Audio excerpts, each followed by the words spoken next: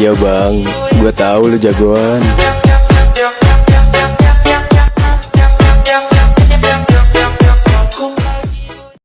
Nabi yang hilang dan malaikat matahari. Pada zaman Nabi kedua, yaitu Nabi Idris, pernikahan sudah tidak boleh lagi dilakukan dengan saudara kandung. Saat itu, Nabi Idris masih bisa melihat malaikat karena malaikat belum gaib tapi masih tampak.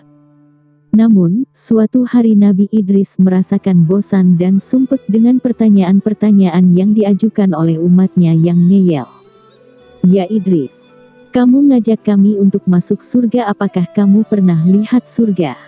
Lalu Nabi Idris menjawab, nanti kalau kamu nakal kamu masuk neraka, dan umatnya pun kembali menjawab dengan kengeyelannya, apa kamu melihat neraka ya Idris? Setiap hari begitu karena umatnya tidak melihat surga dan neraka.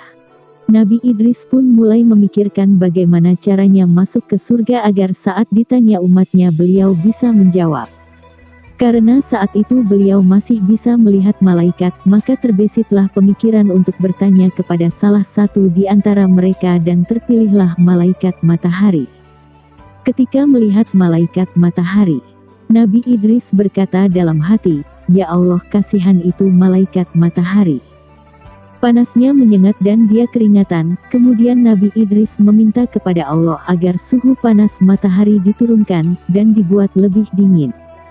Seketika itu malaikat matahari tidak merasakan panas. Ya Allah, kok tumben dingin?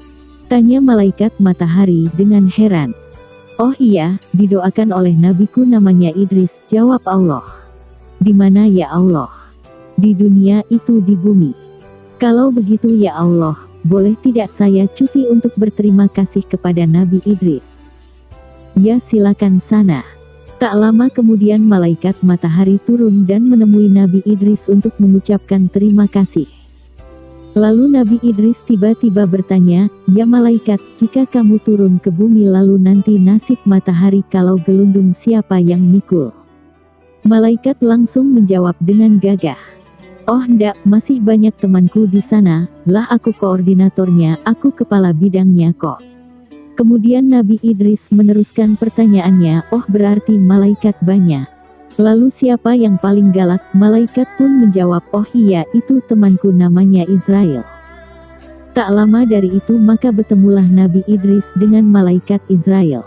Saat itu Nabi Idris ketakutan dengan tampilan malaikat Israel yang garang dan sapanya kepada Nabi Idris yang menakutkan. Tapi, malaikat matahari kemudian berkata pada malaikat Israel, ya Israel, jangan galak dengan temanku, dia Nabi Allah, Nabi Idris. Datang ke sini kepadamu katanya ingin merasakan mati. Agar jika ditanya umatnya beliau bisa menjawab tentang surga dan neraka.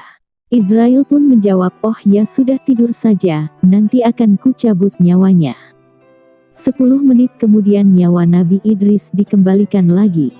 Lalu pertanyaan kembali dilontarkan kepada malaikat Israel, aku mati lalu dikembalikan di sini, lalu mereka yang mati namun tak kembali berada di mana ya Israel? Mereka yang baik aku titipkan pada temanku malaikat Ridwan, dan mereka yang jahat aku titipkan pada temanku malaikat Malik, jawab malaikat Israel. Boleh aku pergi ke sana, pinta Nabi Idris ke malaikat Israel. Oh ya boleh, mereka temanku kok, jawab malaikat Israel.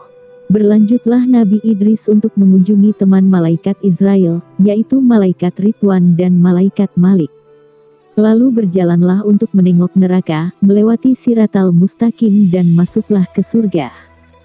Begitu di surga, Nabi Idris takjub dengan keindahan dan kenikmatan yang tiada taraf.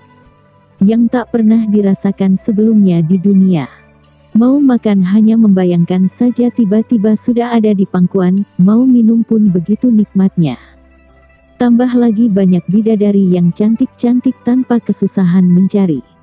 Tiba-tiba malaikat Ridwan berkata, ya Idris, waktumu di surga sudah habis, kembalilah kau ke bumi dan ceritakan pada umatmu apa yang kau lihat dan rasakan di surga.